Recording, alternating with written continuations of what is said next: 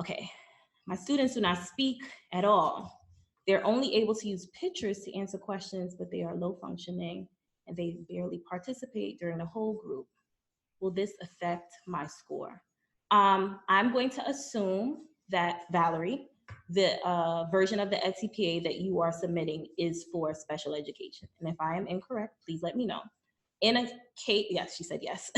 In a case like that, I think that the context for learning is the place, that's before you get into your commentaries, where you would name that your students are nonverbal. The other thing is that you have to remember that your commentary task one is based on one focus learner, and you need to align your learning goal to the IEP goal. And so in that case, that's the space for you to talk about and to explain that what the student will be doing to demonstrate their learning is not necessarily through verbal communication, but is aligned to their IEP. So I would definitely suggest being clear in your context for learning and choosing a learning objective that is appropriate for students who are nonverbal.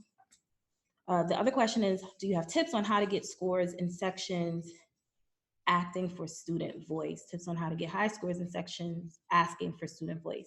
So in terms of student voice, I think that where the confusion lies is that the student voice has to be actually the student voice. So when I'm thinking about a lesson of yours, and I'm making some assumptions here and have to like fill in some blanks, where your students are nonverbal, one of the things is still for you to think about where are the spaces where the students are able to respond in, even if it's in written language, in signs, but it needs to be a good balance of you as the instructor teaching them how to do something, but also the students demonstrating their learning and being able to make the connection in that way. So you just have to be a little bit more creative, but also keep in mind, if you are submitting the edTPA for special education, the rater is going to look at your context for learning and will understand that the students are not verbal, but you have to make sure that that is clear in your IEP goal for that particular student that you're choosing to focus on, and you continuously write that in your commentary. I hope that was helpful, and if it wasn't,